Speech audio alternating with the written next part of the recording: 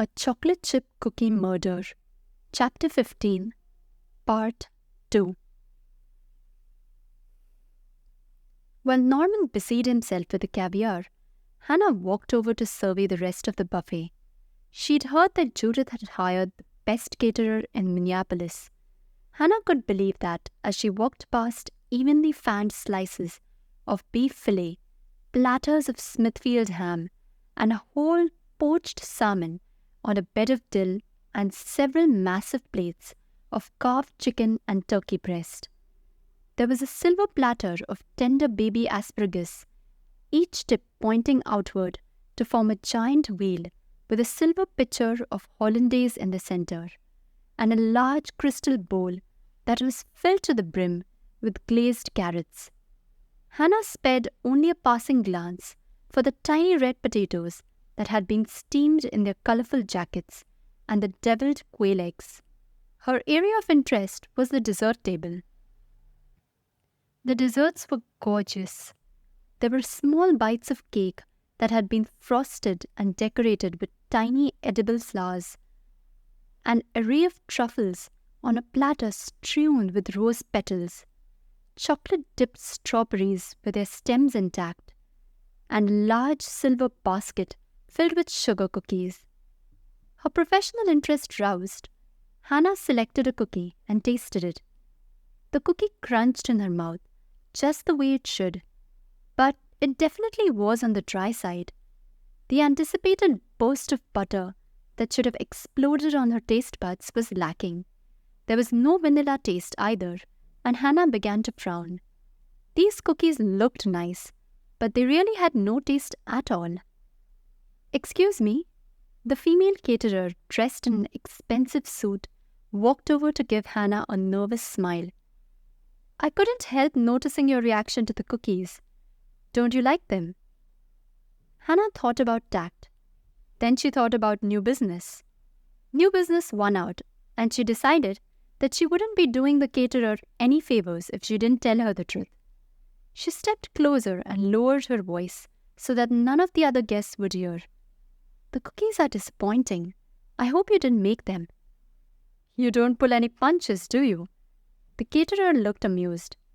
"Not really. Did you make them?" "No, I bought them from a supplier." Hannah was relieved. At least she didn't have to tell the caterer that her own recipe was at fault. "Don't buy them from them anymore. They use cheap shortening instead of butter, and they're much too light on the vanilla. They overbake them too.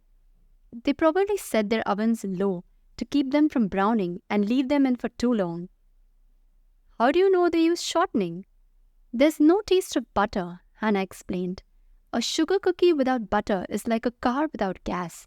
It looks good, but it doesn't work." The caterer laughed. "You've got a point. How could you tell that they're overbaked?"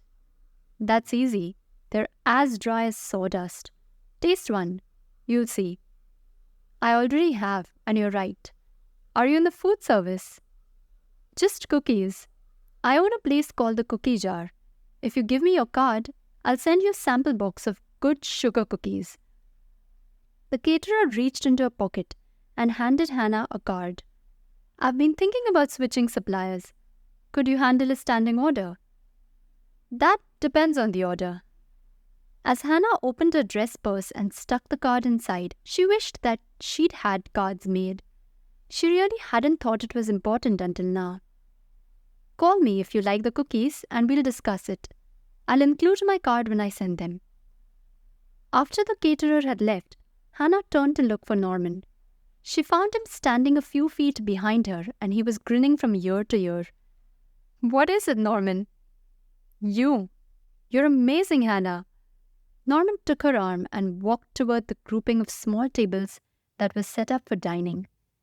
"If I went after new business the way you do, I'd have to enlarge the office and put in a revolving door." Hannah laughed. "I guess you're right.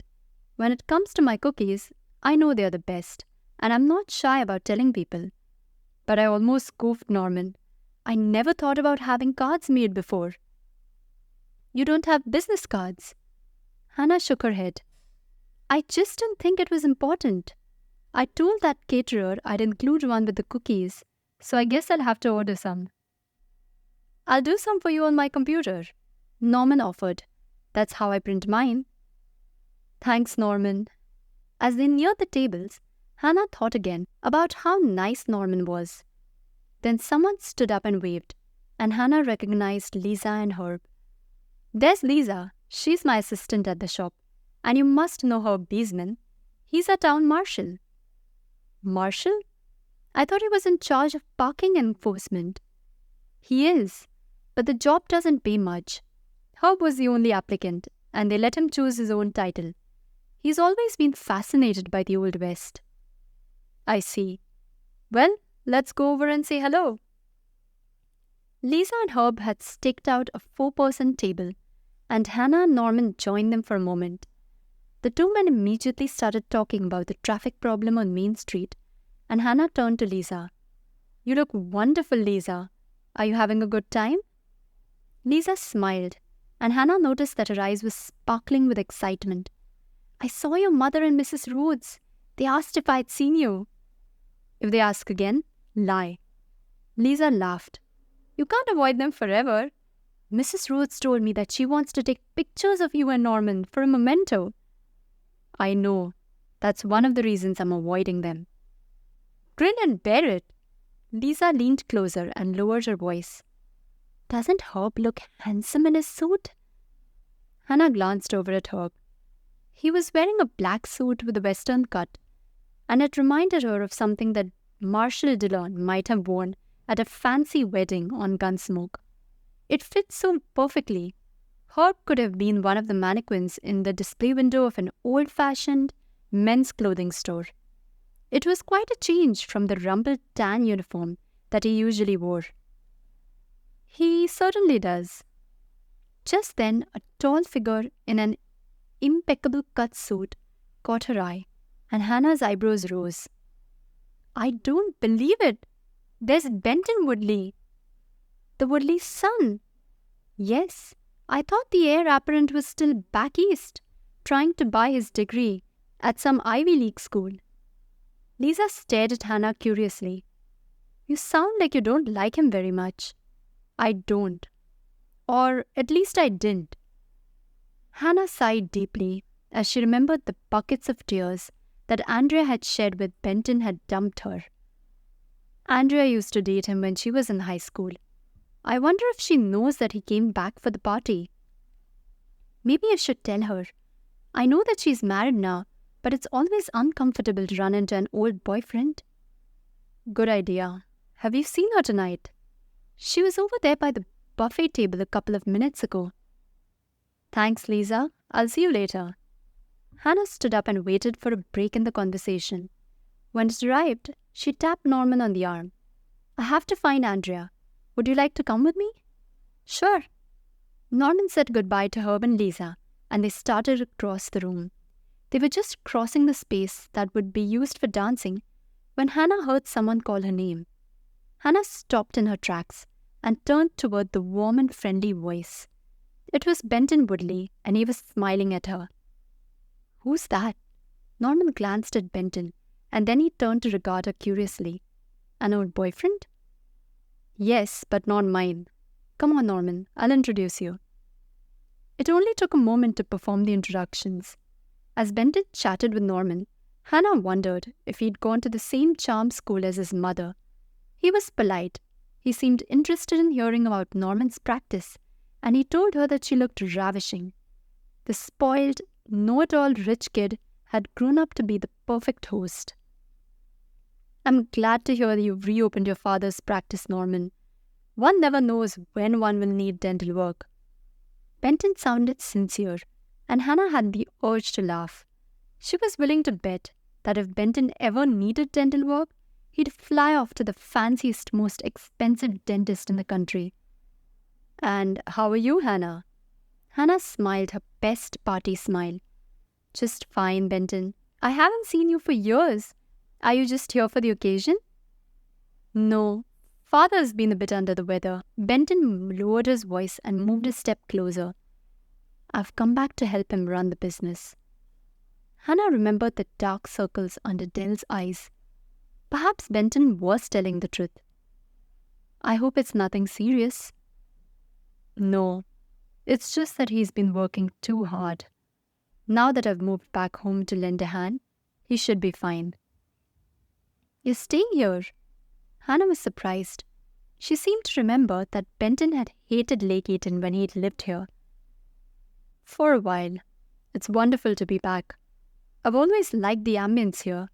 Such a friendly, small town feel. And that reminds me, I ran into Andrea and her husband a few moments ago, and she mentioned that you've opened a business. It sounds like such a quaint little shop. I'll have to make it a point of dropping in soon. Hannah bristled. Her business was a business, not a quaint little shop. The tone in Benton's voice suggested that it was something a socialite might do as a hobby. Hannah opened her mouth to tell him that she'd worked very hard to make the cookie job profitable, but she remembered about tact just in time. It's been nice chatting with you, Benton, but we have to rush off to find Mother. Norman waited until they were several feet away. You want to find your mother? Of course not. I just wanted to get away from Benton before I wrung his neck. Norman grinned. A quaint little shop? You got it. Hannah was impressed. For a dentist, Norman was quick. Let's go find Andrea. I really need to talk to her. They found Andrea and Bill by the buffet tables, and from the satisfied look on Bill's face, Hannah suspected that he was about to enjoy his second or third helping of food. Hi, Hannah. Good to see you, Norman. Bill greeted them. Some spread, eh? Hannah turned to Norman. Will you keep Bill company, Norman? I really need to talk to Andrea for a minute. Bill gave her a conspiratorial smile, and for a moment Hannah was confused. Then she realized Bill thought she was giving him the opportunity to ask Norman about Ron's dental visit. Hannah took her sister's arm and led her away to a relatively private place by the side of the room. I'm sorry, Andrea. I came over to warn you the minute I saw Benton, but it was already too late. Warn me? Yes. Judging from the puzzled expression on her sister's face, Hannah knew she'd better explain. I just thought it might be uncomfortable for you to run into Benton again. Andrea stared at her for a minute, and then she began to smile. I get it. That was nice of you, Hannah. But seeing Benton didn't bother me at all. I got over him ages ago. Good. I never liked his attitude, and I still don't. Do you know that he called the cookie jar a quaint little shop? Andrea sighed and shook her head. Don't mind Benton. He was always a snob. Did he tell you that he came back to help his father at Delray? That's what he said. He told us the same thing, but it was a lie. He was flicking his fingernail with his thumb when he said it. What? It's something that Benton does when he's lying, Andrea explained. I picked him on that when we were dating, and it came in handy. It's one of those unconscious gestures that people make when they're trying to pull something over on you. Did Benton tell you any other lies? He told us that he was glad to be back home in Lake Eaton, and that he was really looking forward to working at Delray. And he was flicking when he said it? Click, click, click. The only time he didn't flick was when he said that I looked ravishing. You always look ravishing, Andrea. Hannah smiled at her sister, but she thought back to when Benton had told her the same thing. Perhaps it was a good thing she hadn't known about the finger-flicking lie detector test until now. Did he tell you how long he'd been in town? Bill asked him that. Benton said he'd flown in on Wednesday and taken the shuttle from the airport. Was he flicking then? Hannah was curious. I couldn't see. He turned toward Bill to answer him. Can we talk about something else, Hannah? Benton Woodley bores me to tears. Sure.